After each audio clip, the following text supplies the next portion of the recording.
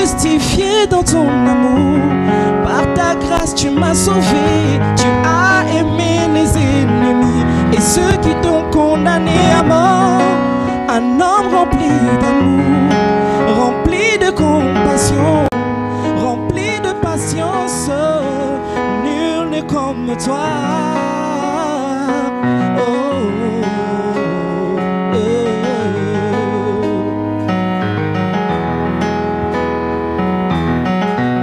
Je veux te ressembler, je veux te ressembler, je veux te ressembler.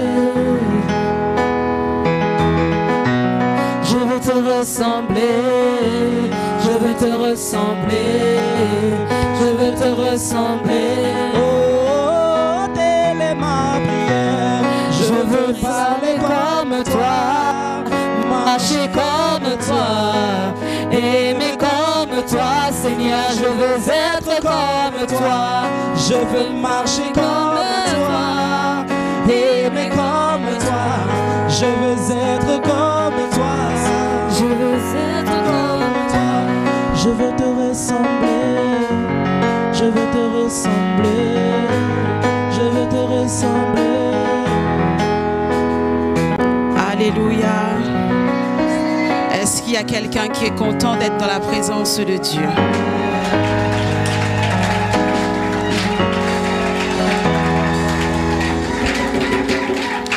J'aimerais que quelqu'un qui se déplaçait pour Jésus-Christ de Nazareth se sente à son aise. Alléluia. Tu es quitté de chez toi. Je pense que ce n'était pas pour venir voir un frère ou une sœur, et encore moins pour me voir. Mais ce que je crois pertinemment, c'est que c'est par la conviction du Saint-Esprit que tu es là. Tu aurais pu être à 1000 lieues. Tu aurais pu être à plusieurs autres endroits. Mais tu as choisi d'être là. C'est pourquoi je bénis le Dieu qui a conduit tes pas en ce lieu. Et j'aimerais que tu puisses te lever dans cette mouvance qui t'a ramené de chez toi jusqu'à ce lieu. Rentre à l'intérieur de toi. Dispose-toi. Et au travers de ce cantique, pose-toi les bonnes questions. Pourquoi je suis ici? Je suis à un rendez-vous personnel. Je suis à un rendez-vous divin. Je suis à une invitation que seul l'Éternel peut me donner et que je peux honorer. Dispose ton cœur et commence à parler à l'Éternel. Merci Seigneur Jésus pour la vie d'un homme et d'une femme en ce lieu. Ils ont choisi d'être devant ta face. Dans cette pièce, je voudrais avoir deux chaises, une pour toi, une pour moi. Donc face à face avec Dieu. Pour t'entendre de plus près. Donc face à face avec Dieu. Dans cette pièce, je voudrais avoir deux chaises. Donc face à face toi, avec Dieu. Une pour moi.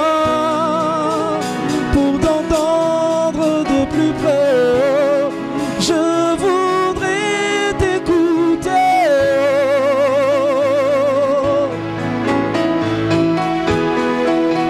Je voudrais t'écouter. N'écoutez que toi, Seigneur Jésus. Je voudrais t'écouter. Disposez mon cœur, mes oreilles, n'écoutez que toi, Jésus. Je voudrais t'écouter. Seigneur, parle-moi. Parle-moi. Parle à ton peuple, Seigneur.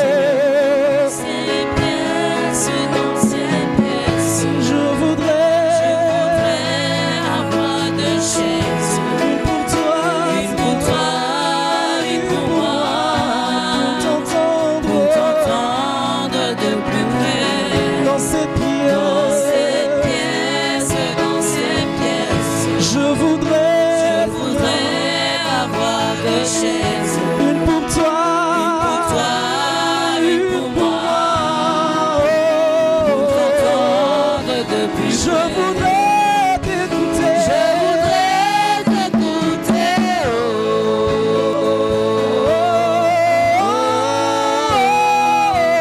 Je voudrais t'écouter. Je voudrais t'écouter.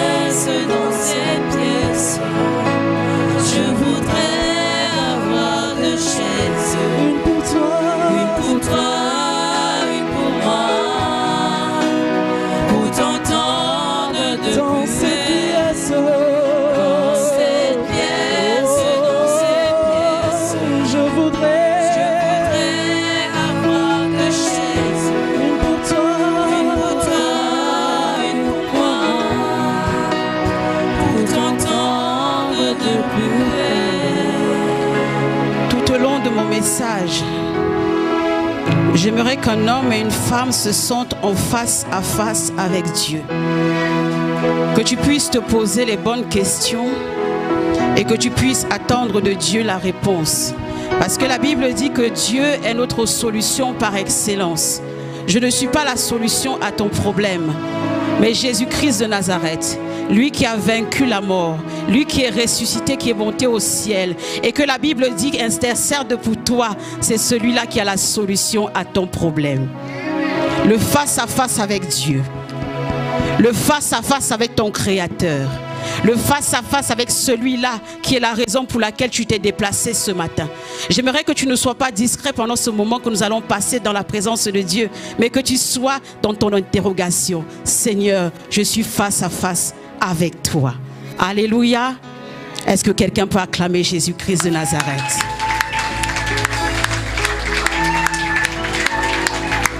Pendant que tu acclames Jésus, tu t'assois dans la présence du Saint-Esprit. Alléluia. Est-ce que tu peux m'aider à faire quelque chose ce matin? Regarde ton voisin de gauche et salue-le dans le nom de Jésus. Après, tu regardes ton voisin ou ta voisine de droite et tu salues dans le nom de Jésus. Alléluia. La Bible déclare, oh, comme il est bon et doux pour les frères de demeurer ensemble. Cet ensemble commence par des salutations chaleureuses et fraternelles. Alléluia. Est-ce qu'il y a quelqu'un qui est heureux d'être dans la présence du Seigneur? Gloire à Jésus. Je bénis la vie du peuple de Dieu qui est présent ce matin. Gloire à Jésus. Nous sommes dans la journée de la fête des mères. Si un jour une mère a cru en son fils et que le fils derrière croit en la femme que l'Éternel a mis à ses côtés, je pense que le monde est un chant victorieux et glorieux dans le nom de Jésus-Christ de Nazareth. C'est pourquoi j'aimerais pouvoir célébrer la vie d'une femme. Peut-être qui a déjà donné la vie ou peut-être qui n'a pas encore donné la vie. De ce que j'ai appris du fait d'être africaine, c'est qu'à partir du moment où tu es une femme, tu es une mère. Il y a des femmes que j'ai saluées dans la rue. Bonjour maman, je ne sais pas si elles avaient des enfants ou pas. Il y a des femmes qui m'ont donné un beignet quand je rentrais de l'école. Il y en a d'autres qui m'ont interrogé où j'allais alors qu'elles n'étaient pas mes mamans. Mais simplement parce qu'elles avaient le souci de moi. D'une façon, j'ai envie de dire, presque divine. Elles s'interrogeaient, tu vas où, tu fais quoi, qui est avec toi? Mais elles n'avaient aucun lien avec moi. Mais la maternité qui était dans leurs entrailles les imposait de me dire, ne va pas dans ce chemin, va de l'autre côté. Je bénis la vie de ces femmes. Alléluia. Et je pense que nous toutes, nous en connaissons. Alléluia. Sachez bénir ces femmes. Sachez être à leur écoute. Sachez les chérir. Parce que même si elles ne sont pas vos mamans, peut-être qu'elles seront les mamans de vos enfants demain. Alléluia. Que le nom de Jésus soit béni. Tout au long de ce mois, nous avons partagé le thème « Vivre au diapason de l'Esprit de Dieu ». Comme c'est merveilleux. Et notre texte du mois était tiré dans le livre de Galates 5 au verset 25. Si quelqu'un peut le lire pour m'aider. Vivre au diapason de l'esprit. Galates 5, le verset 25.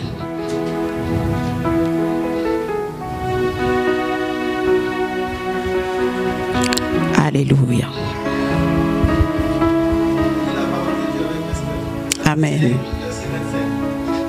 Si nous vivons par l'esprit, marchons aussi par l'esprit. Alléluia. Puisse le Saint-Esprit être glorifié au travers de sa parole, parce que nous croyons que la parole de Dieu est esprit et vie. Saint-Esprit agit. Au nom de Jésus, j'ai ainsi prié. Amen. Tout au long de ce mois, nous avons voulu faire comprendre à quelqu'un, au moyen de Galates 5 au verset 25, si nous vivons par l'esprit, marchons aussi selon l'esprit. Alléluia. Donc si nous vivons, j'aimerais que tu puisses t'arrêter sur vivre. Si tu vis par l'esprit, ce verset-là est un verset qui est personnel. Si nous vivons, c'est une démarche personnelle. Papa Yves, si tu vis, ma soeur Rachel, si tu vis selon l'esprit, alors tu marches par l'esprit. Alléluia. C'est une relation qui est entre le vivre et le marcher. Parce qu'en réalité, quelqu'un qui ne marche pas ou qui ne vit pas selon l'esprit ne peut pas marcher selon l'esprit. Alors ma question à quelqu'un, tout au long de ce mois, j'ai été édifié sur ce thème. Mais lorsque tu rentres chez toi, que la porte est fermée, que les regards ne sont plus posés sur toi, est-ce qu'en réalité, tu vis selon l'esprit et par conséquence, tu marches selon l'esprit? Alléluia. Parce que la Bible me dit que si je vis selon l'esprit, alors je marche selon l'esprit. Ce que Paul aussi voulait nous faire comprendre au travers de ce verset, c'est qu'il y avait une opposition entre la vie de l'esprit, mais une autre vie. Et cette autre vie, c'est la vie de la chair. Parce que si quelqu'un ne marche pas selon l'esprit, en réalité, il marche selon la chair. Et si je marche selon la chair, par conséquence, je vis aussi selon la chair. Et la Bible me fait comprendre alors que la vie de la chair, c'est la vie de querelle. La vie de la chair, c'est la vie de la jalousie. La vie de la chair, c'est la vie de disputes. La vie de la chair, c'est la vie de division. Donc si tu vis selon cette vie-là, sache que tu ne marches pas selon l'esprit, mais en réalité, tu marches selon la chair. Parce que ce que Paul voulait nous faire comprendre, c'est que si je marche selon l'esprit, je marche selon l'amour. Je marche selon la bonté. Je marche selon la bénignité. Je marche selon la fidélité. Vous connaissez tous le fruit de l'esprit. Alléluia.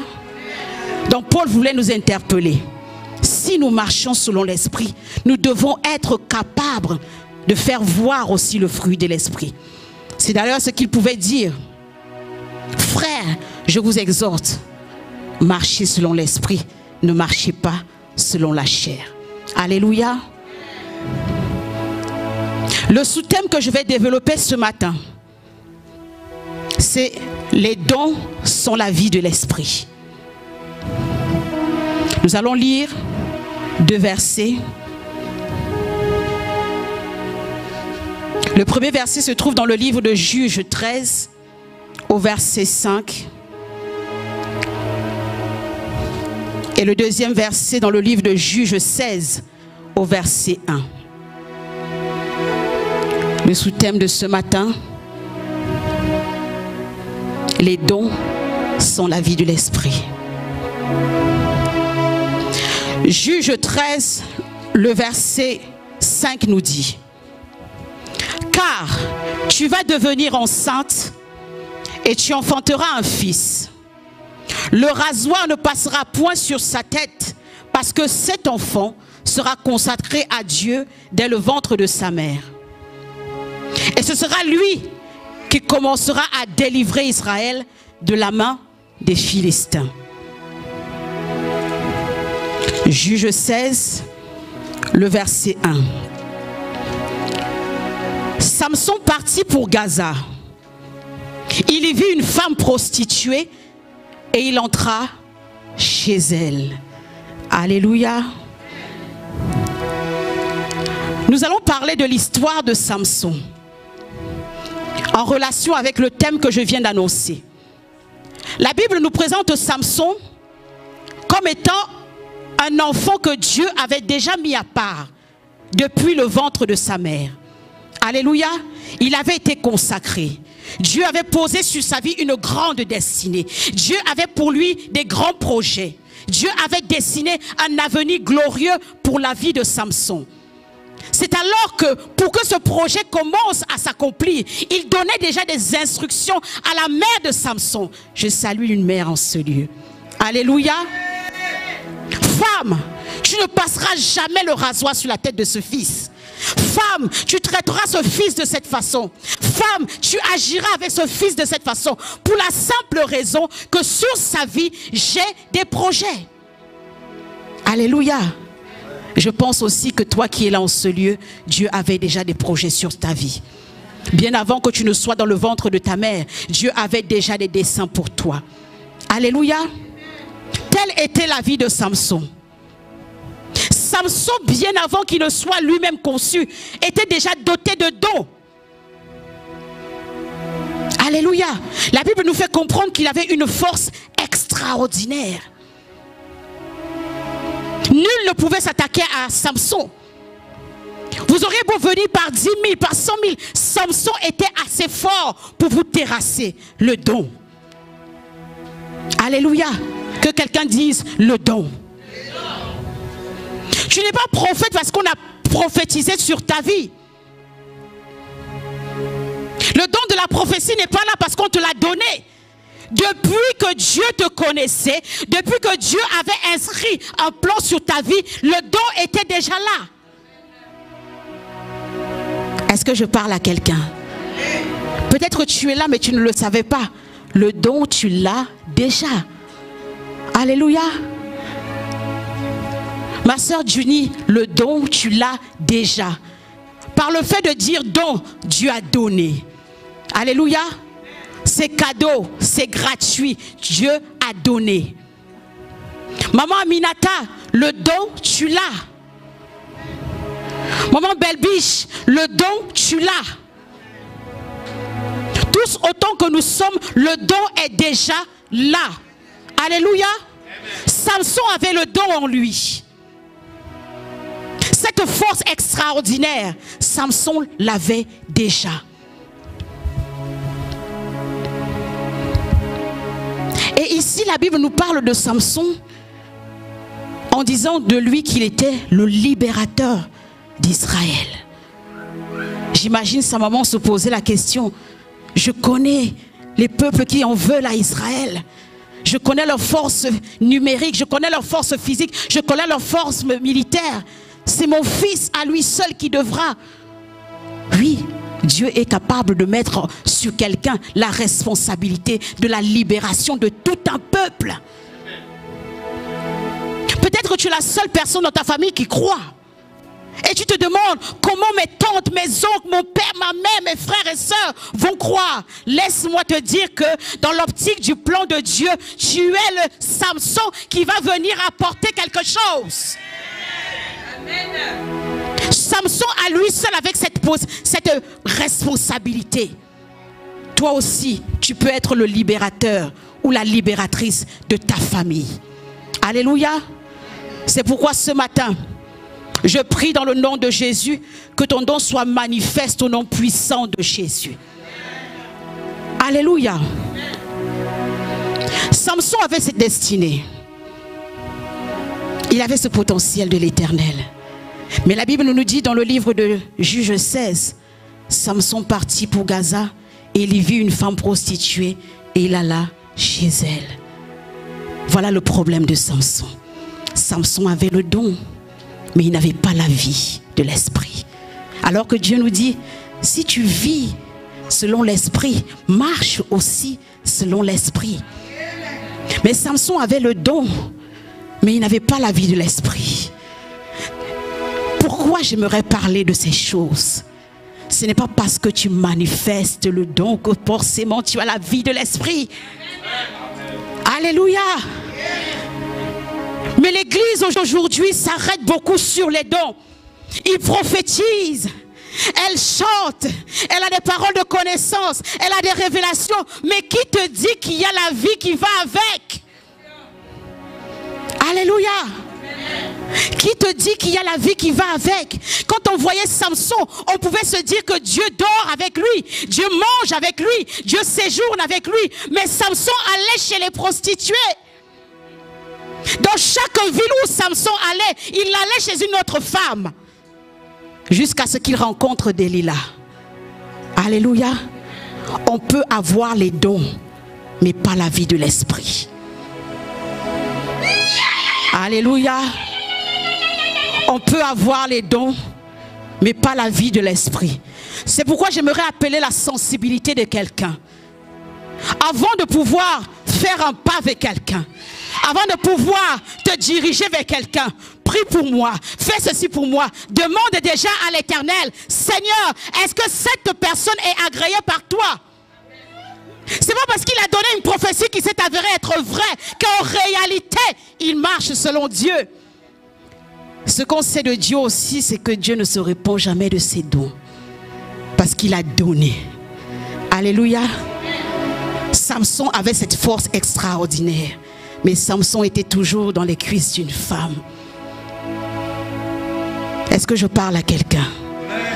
On peut avoir le don sans la vie de l'esprit.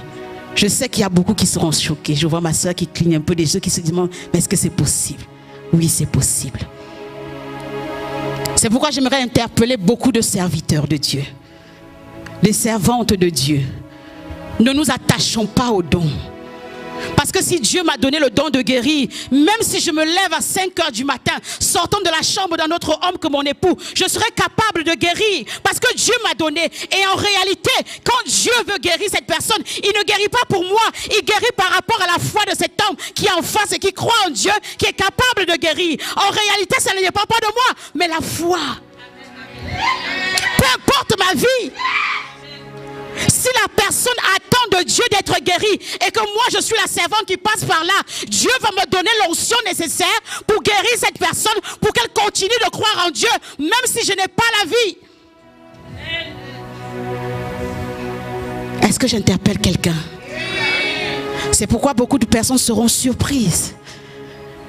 La Bible dit que ces personnes sont venues à Jésus et Jésus leur dit, mais je ne te connais pas. J'ai guéri en ton nom. J'ai élevé des hommes à ton nom. J'ai consacré des hommes à ton nom. J'ai ramené des peuples à ton nom. Jésus dit, merci, mais je ne t'ai jamais connu. Le don. Le don peut être un véritable piège dans l'église de nos jours. Tout le monde aspire au don. Tout le monde court au don. Je veux toucher. Je veux donner la vue. Je veux fire, fire, fire. Mais où est la vie? Amen. Alléluia. Où est la vie?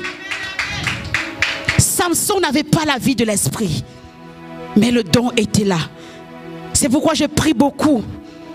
Toi, jeune serviteur, jeune servante qui est là, aspire à la vie de l'esprit. Ce n'est pas facile, je peux vous l'accorder. Mais la Bible nous dit que Dieu n'a pas dit que c'était facile, mais il sera avec nous. C'est facile quand on voit des autres prophétiser. On veut aussi prophétiser.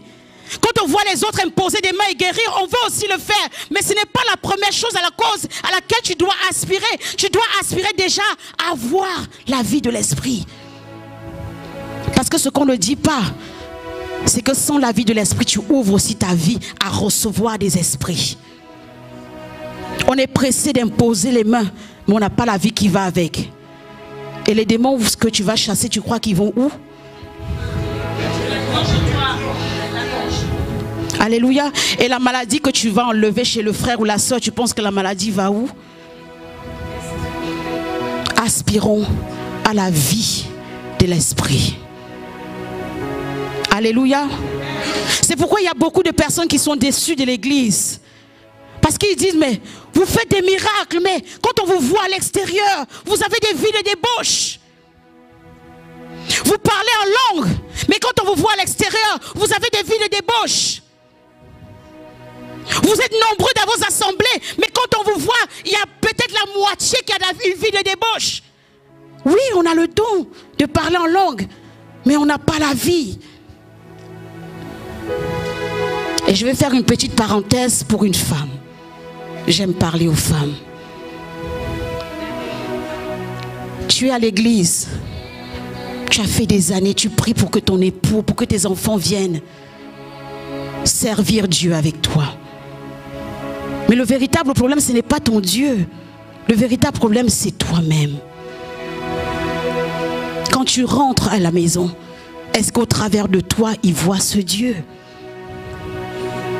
C'est toi qui manques de respect à ton époux. C'est toi qui manques à tes obligations à la maison. C'est toi qui es incapable de prendre soin de tes enfants parce que tu es sur Facebook, tu es sur Snapchat, tu es sur TikTok, tu fais plus d'autres choses que prendre soin de ce pâturage, de cette petite bergerie que Dieu t'a donnée. Et tu attends d'eux qu'ils viennent à l'église. Non. Ils t'entendent prophétiser Shirakababé dans la chambre. Rekabababasha, Rebaba, tu te lèves le matin, tu pries, le soir tu pries. Mais à midi, il n'y a pas la nourriture sur la table. C'est quelle prière que tu fais, c'est quel Dieu que tu sers. Avec ça, tu veux que ton époux soit convaincu de ton Dieu.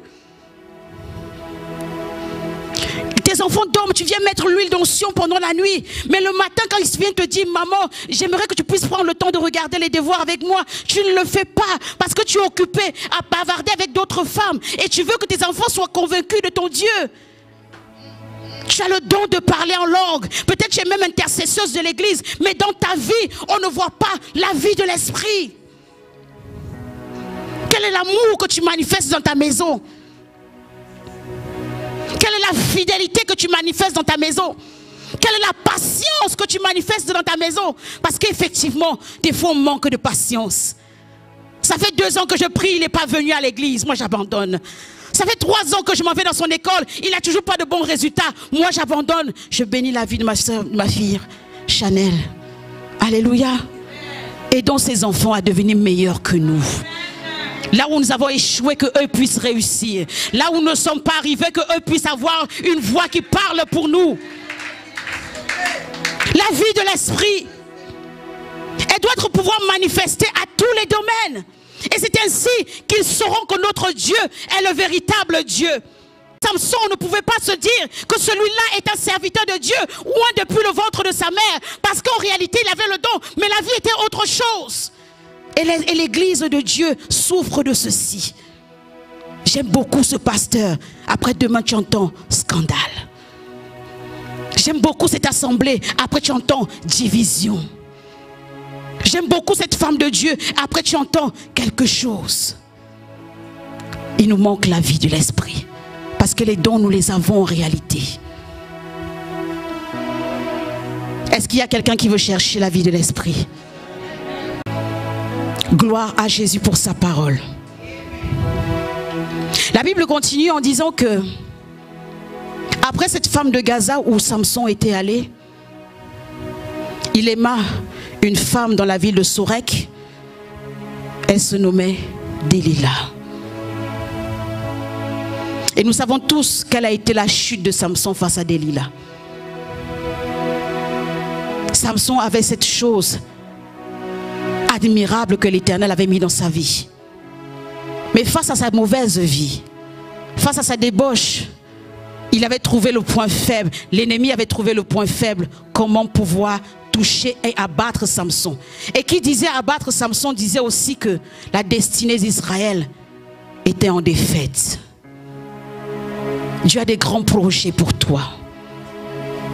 Et j'aimerais dire à quelqu'un, toi qui es tout le temps pourchassé par l'ennemi, toi qui es tout le temps attaqué par l'ennemi, toi que l'ennemi ne laisse pas dormir, dis-toi qu'en réalité, c'est parce que tu es une solution de Dieu sur terre. On ne peut pas lancer des pierres sur un manguier où il n'y a pas de mangue. Mais aussitôt que la saison des mangues arrive, vous allez voir tout le monde lancer en espérant recueillir un fruit. Samson par plusieurs fois a vu Delilah venir. Dis-moi quel est ton secret. Le diable échoue une fois, mais il ne laisse pas. Il revient une deuxième fois. Dis-moi quel est ton secret. Le diable échoue, mais il ne laisse pas. Et il revient. Dis-moi quel est ton secret. Le diable échoue. Et il reviendra autant de fois que cela est possible. Parce qu'il voit en toi la destinée de Dieu pour quelqu'un. À chaque fois que tu es terrassé, dis à l'ennemi, c'est parce que tu sais que je suis porteuse de fruits pour l'Éternel. Je veux rassurer quelqu'un dans ces combats qu'il traverse. Je veux rassurer une femme dans ces difficultés qu'elle vit. Je veux rassurer une famille par les moments mauvais et sombres que vous traversez. L'Éternel a un plan pour vous. Mais cela ne sera possible que si vous alliez le don que vous avez à la vie de l'esprit. Israël comptait sur Samson. Israël avait tout son espoir en Samson. Mais Samson échoua au moment où sa vie de débauche a rattrapé le plan de Dieu. Delilah a essayé. Elle est finalement parvenue à faire chuter Samson. La Bible nous dit alors que Samson finalement était tombé aveugle. Parce qu'en réalité, spirituellement, Samson, depuis le départ, était aveugle. Il n'avait pas les yeux spirituels. Il n'avait pas la vie spirituelle. Est-ce que tu es un aveugle de l'Éternel? Qui marche au gré du vent, qui marche au gré de ses pulsions, qui marche au gré de ses envies. Je refuse d'être une Samson dans ce sens-là. Alléluia. Samson a échoué. Pourtant, il avait déjà toutes les capacités disposées. Toi aussi, tu as toutes les capacités disposées. Mais c'est pourquoi j'aimerais venir t'interpeller. Ne t'arrête pas aux capacités. Ne t'arrête pas aux dons. Cherche la vie de l'esprit. Et j'aimerais dire à quelqu'un que c'est facile de savoir si tu as la vie de l'esprit. C'est facile.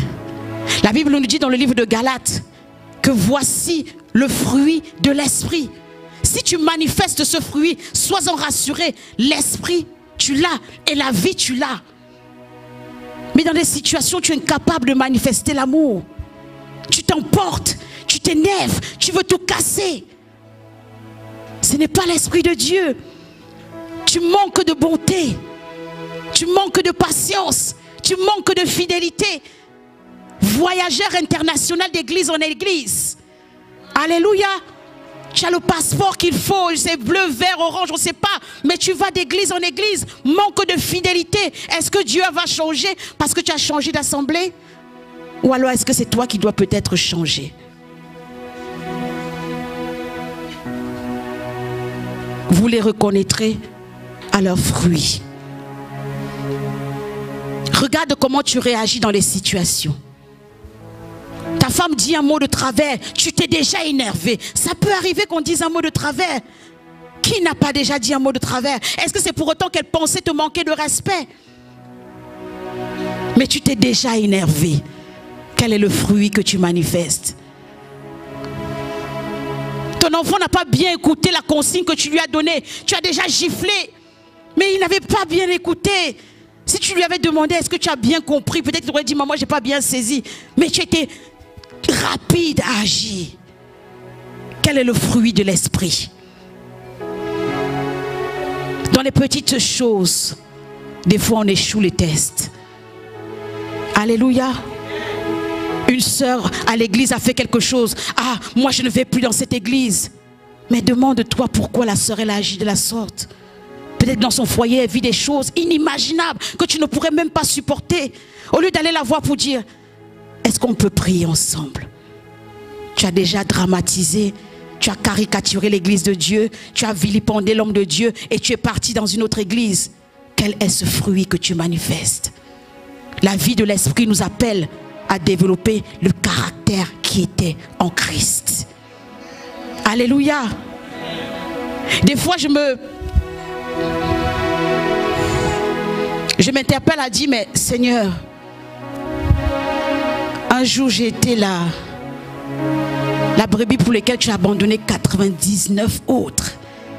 Vous rendez compte du prix que vous avez aux yeux de Dieu. 99 brebis ont été abandonnées juste pour te suivre, toi, Bibi. 99 personnes ont été mises de côté juste pour te suivre, maman Esperanza. 99 brebis ont été mises à part, à côté. On ne regardait pas parce qu'on te cherchait, toi, Papa Friday. Et quand tu viens dans la maison de Dieu, pour n'importe quoi, tu vas abandonner la foi. Et ces 99 autres, tu t'imagines de ce que leur vie pouvait coûter. Mais pour toi, Jésus a fait ce sacrifice. Quels sont les sacrifices de ta vie que tu es capable de faire pour avoir la vie de l'Esprit de Dieu? Pour ton petit confort, tu ne peux pas laisser l'impudicité. Pour ton petit confort, tu ne peux pas laisser l'ivrognerie. Pour ton petit confort, tu ne peux pas laisser ces choses qui t'éloignent de Dieu. Mais Dieu un jour a abandonné 99 âmes rien que pour toi. Seigneur, la vie de l'esprit, une vie de sacrifice, une vie d'abandon de soi, une vie de connexion à l'Esprit de Dieu.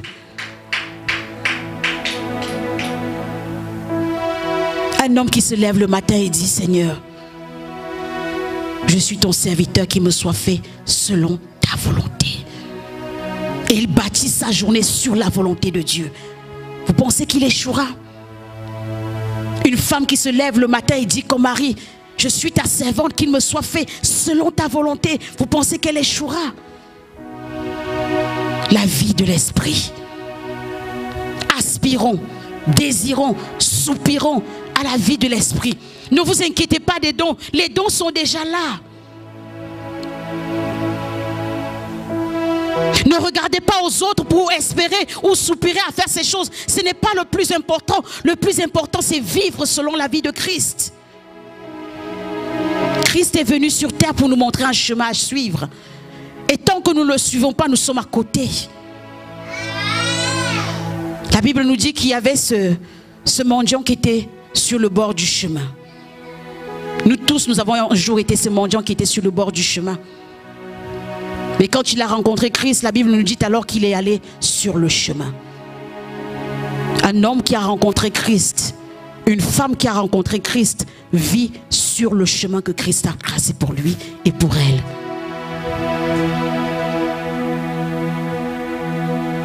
La vie de l'esprit. Samson a échoué. Et même dans sa chute, la Bible nous fait comprendre qu'il était encore capable de terrasser avec lui les pylônes d'une grande bâtisse. Il était encore capable de faire mourir avec lui une armée de Philistins. Il était encore capable d'engloutir des personnes et des personnes dans sa chute. Mais la Bible ne nous dit jamais qu'il avait perdu le don. Tu peux mourir. Ça veut dire que dans des tombeaux que nous voyons, il y a des dons qui sont endormis. Alléluia. Il y a des dons qui sont dans les cimetières. Il y a des dons qui sont dans les morgues. Il y a des dons qui sont dans les hôpitaux. Samson est mort avec le don. C'est sans la vie de l'esprit. C'est pourquoi j'aimerais interpeller quelqu'un. On peut mourir du jour au lendemain. Si tu dois mourir, meurs avec ton don, mais dans la vie de l'esprit.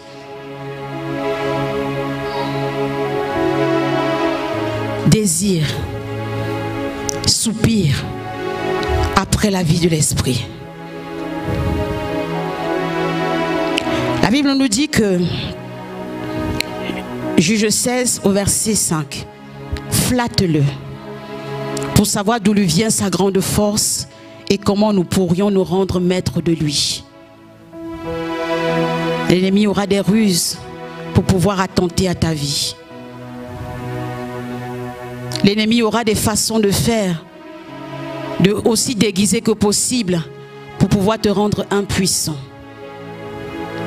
La Bible nous dit qu'il rôde, il tourne, cherchant qui dévorer. Mais je me rassurer un homme et une femme, tant que tu as la vie de l'esprit, tu échapperas au piège de l'ennemi.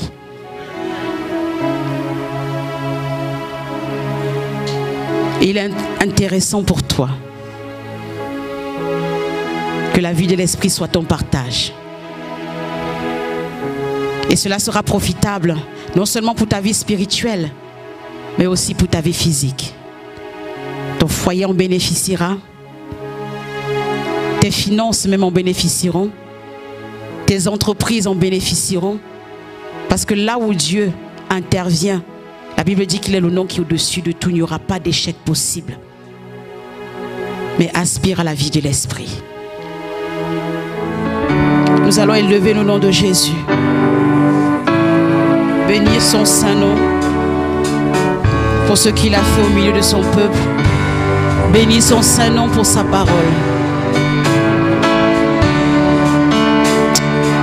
Merci Seigneur Jésus.